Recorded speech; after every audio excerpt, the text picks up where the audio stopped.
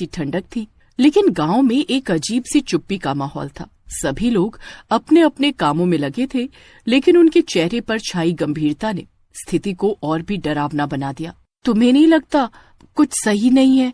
गांव के लोग बहुत अजीब तरीके से व्यवहार कर रहे हैं, जैसे किसी का डर उन पर हावी हो गया हो। अरे तुम हमेशा चिंता करती हो कमला, ये बस एक सामान्य शाम है। शायद लोग अपने अपने कामों में व्यस्त हैं। हाँ, सब ठीक है, शायद ये बस एक और रात है, लेकिन तुम चिंता मत करो कमला। जैसे ही सूरज की आखिरी किरणें धरती पर बिखर गईं, अचानक हवा में एक ठंडी सिहरन दौड़ गई। क्या तुम्हें ऐसा नहीं लगता कि यहाँ कुछ अजीब है, जैसे कोई छाया हमारी चारों ओर घूम रही हो? हाँ, तुम सही कह रही हो, ये वाकई अजीब सा लग रहा है। शायद हमें कुछ समय के लिए यहाँ से चले जाना चाहिए। ठीक है, चलो, कुछ नहीं हुआ है, पर तुम दोनों के चेहरे देखकर लगता है जैसे यहाँ कुछ भूतिया सा है।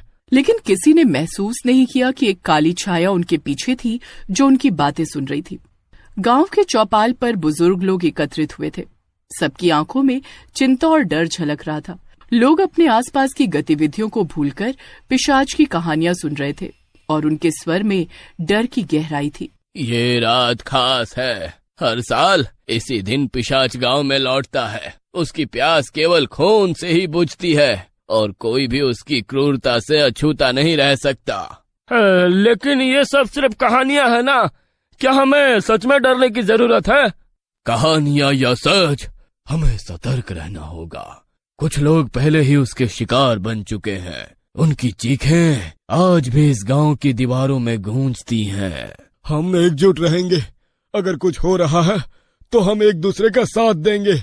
एकता में ही हमारी ताकत है। हाँ, हमें एकजुट होकर उसका सामना करना होगा। हम उसे डराने के बजाय डरने नहीं देंगे। सब लोग एक दूसरे को देख रहे थे, लेकिन किसी ने महसूस नहीं किया कि गांव की हवा में एक खौफनाक सन्नाटा गहराता जा रहा था। महेश और कमला रात के गहरे सन्नाटे में गांव की गलियों में टहलने निकले। चारों ओर चुप्पी छाई हुई थी। अचानक हवा में एक अजीब सी गंध फैलने लगी। क्या तुमने ये गंध महसूस की? ये बहुत अजीब है। ऐसा लगता है जैसे कुछ बुरा यहाँ हो रहा है। हाँ, मुझे भी ऐसा ही लग रहा है। ये सुरक्षित नहीं है। हमें जल्दी वापस चलना चाहिए महेश। जैसे ही वे आगे बढ़े, एक रहस्यमयी परछाई उनकी ओर बढ़ी। क्या तुमने वहाँ देखा? कुछ था वहाँ। मुझे ऐसा लगता है कि हम अकेले नहीं हैं। शायद तुम्हारी आंखों ने तुम्हें धोखा दिया। यह सिर्फ हमारी कल्पना है, लेकिन हमें सावधान रहना चाहिए। अचानक एक तेज आवाज आई, जैसे किसी ने दरवाजे को जोर से खटखटाया। महेश और कमला ने अपनी जगह पर ठहरकर एक दूसरे को देखा। यह क्या था? हमें यहाँ से जाना चाहिए। यह जगह अब डरावनी लगने लगी है।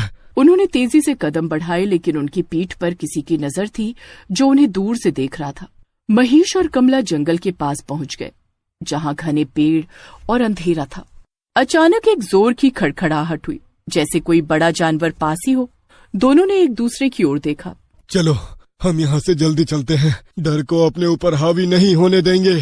लेकिन तभी जमीन के नीचे से एक आवाज आई, जैसे कोई उन्हें पुकार रहा हो। महेश, मुझे लगता है हमें यहाँ से निकलना चाहिए। ये जगह अब खतरनाक लगने लगी है।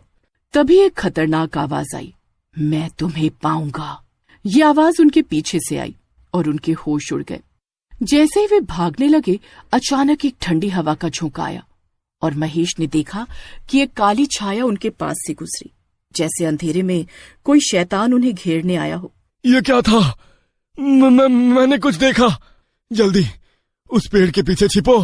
वे एक बड़े पेड़ के पीछे छिप गए। जंगल के भीतर अंधेरा बढ़ता जा रहा है।